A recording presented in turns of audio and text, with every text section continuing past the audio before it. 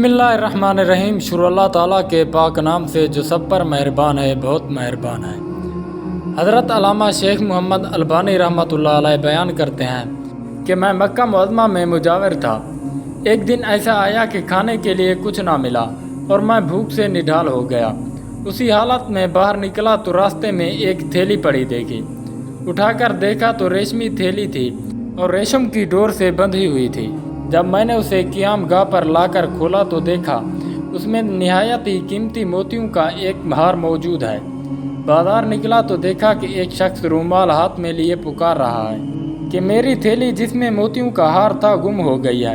جو صاحب اس کا پتہ بتا دے گا اس کو شکریہ کے طور پر 500 دینار انعام میں دوں گا جو اس رومال میں بندھے ہوئے ہیں۔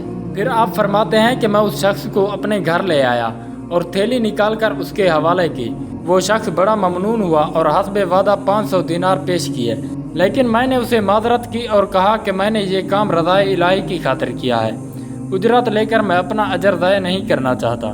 تاہم اس شخص نے ان کو قبول کرنے کا بہت ہی زیادہ زور دیا، لیکن میں برابر انکار کرتا رہا، یہاں تک کہ وہ تنگ آ کر چلا گیا۔ اس واقعے کے کچھ عرصے بعد میں نے مکہ معظمہ سے رخصت سفر باندھا اور ایک سمندری جہاز پر سوار ہو گیا۔ بدقسمتی سے راستے میں طوفان آ گیا اور جہاز ایک چٹان سے ٹکرا کر پاش ہو گیا۔ میرے سوا سب مسافر ڈوب گئے۔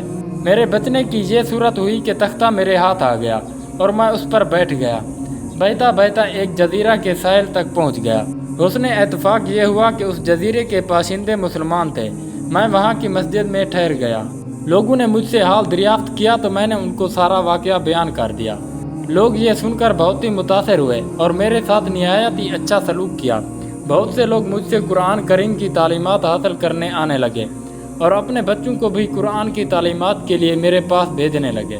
تھوڑی ہی مدت میں یہ لوگ مجھ سے بے حد مانوس ہو گئے اور مجھے اپنا مرشد سمجھنے لگے۔ اس کے علاوہ مجھے کافی مالی امداد بھی دیتے تھے اور دوسری کئی قسم کی خدمات کرنے سے بھی گریز نہ کرتے تھے۔ ایک دن انہوں نے آپس میں کچھ مشورہ کیا اور پھر میرے پاس آ کر کہا کہ ہماری رائے یہ ہے کہ آپ شادی کر لیں اور یہاں مستقل اقامت اختیار کر لیں۔ میں نے کہا جیسے آپ لوگوں کی خوشی ہے۔ چنانچہ انہوں نے مجھے بتایا کہ ہمارے یہاں ایک مالدار یتیم لڑکی ہے، ہمارے خیال میں اس کے لیے آپ سے بہتر شوہر ملنا مشکل ہے۔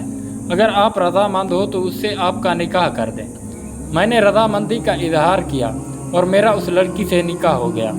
جب میں نے خلوت میں اپنی بیوی کو دیکھا تو یہ دیکھ کر حیران رہ گیا کہ وہی تھیلی والا ہار اس کے گلے میں پڑا ہے۔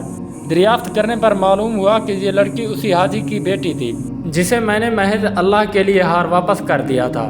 لوگوں نے مجھے بتایا کہ جب اس لڑکی کا باپ حج سے یہاں واپس آیا تھا تو اپنے قیمتی ہار کے گم ہونے اور پھر اس کے مل جانے کا واقعہ اکثر بیان کیا کرتا تھا۔ کہتا تھا کہ جس شخص نے مجھے یہ ہار واپس دیا ہے ایسا بے نفس آدمی میں نے دنیا میں نہیں دیکھا، اور پھر وہ یہ دعا بھی کرتا تھا کہ کاش اس کی مجھ سے یہاں ملاقات ہوتی تو میں اپنی لڑکی کا نکاح اس سے کرتا۔